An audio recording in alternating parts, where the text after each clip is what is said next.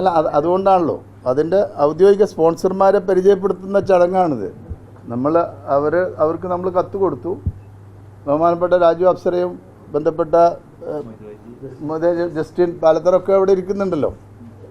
അപ്പോൾ നമ്മൾ പാലത്തറയാണ് ആദ്യം നമ്മൾ സമീപിച്ച. അവർ രാജു അപ്സരയുമായി സംസാരിച്ചു.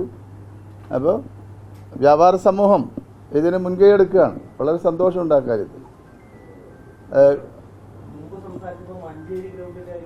മഞ്ചേരി സ്റ്റേഡിയം നോക്കിയപ്പോൾ അതിൽ 20,000-ലധികം ആളുകൾ ഉൾക്കൊള്ളാൻ കഴിയില്ല. അതുകൊണ്ടാണ് നമുക്ക് ആ ഒരു ഭാഗം ഉപേക്ഷിക്കേണ്ടി വരുന്നത്. കാരണം ധാരാളം ആളുകൾ ഉൾക്കൊള്ളണ്ടേ. ഇതാണ് ഇതുമായി ബന്ധപ്പെട്ട് പറയാനുള്ളത്. 2 മത്സരങ്ങളാണ് ഉണ്ടാവുക. 2 മത്സരങ്ങൾ. അല്ല അത് നോക്കാന്നേ, അത് നമ്മൾ ആലോചിച്ച് തീരുമാനിക്കാം.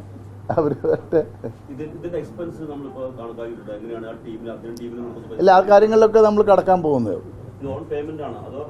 അല്ല, അത് നമ്മൾ ആ കാര്യങ്ങളിൽ കടക്കാൻ മതി. ഇപ്പോൾ നിലവിൽ ഇന്ത്യയിൽ കേരളത്തിലാണ് അർജന്റീനിയൻ ഫുട്ബോൾ ടീമിൻ്റെ 4/1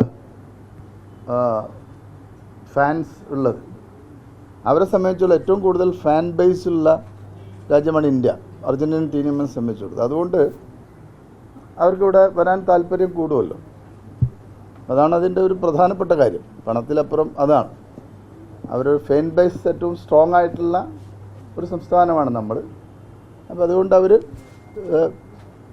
അതുകൂടിയാണ് അവർ നോക്കുന്ന ഒരു കാര്യം.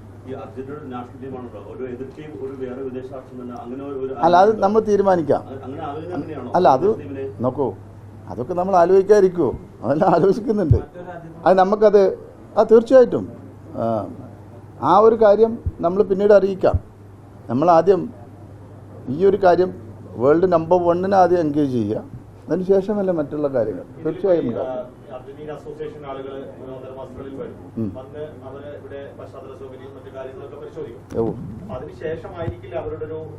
അല്ല, അവർ വരുമ്പോൾ തന്നെ അത് പ്രഖ്യാപിക്കുമല്ലോ. അവർ പ്രഖ്യാപിക്കാനാണ് വരുന്നത്. യെസ്, ഇല്ലല്ല. നമുക്ക് ഈ ഒരു കാര്യത്തിൽ അതൊക്കെ പിന്നീടുള്ള കാര്യങ്ങളാണ്. ഫോറിൻ അഫയേഴ്സിൻ്റെ ഒക്കെ ഇപ്പോൾ നമ്മൾ ക്യൂബൻ ടീം വന്നിരുന്നു, യൂറോപ്യൻ ടീമുകളൊക്കെ തന്നെ കേരളത്തിൽ വന്നിട്ടുണ്ട്, ഇന്ത്യയിൽ വരുന്നുണ്ട്. അത് അതിൻ്റെ ഒരു പ്രോസസ്സാണ്. അതിലൊന്നും മറ്റ് സാങ്കേതിക തടസ്സങ്ങളൊന്നുമില്ല.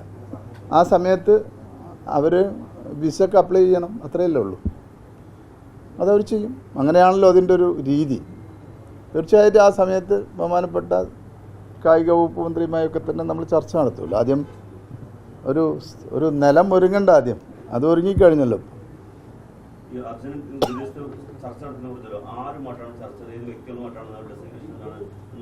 ആര് നോക്കൂ, ടീമിൻ്റെ സ്പെയിനിലെ ഹെഡ്ക്വാർട്ടറിലാണ് നമ്മൾ പോയത്.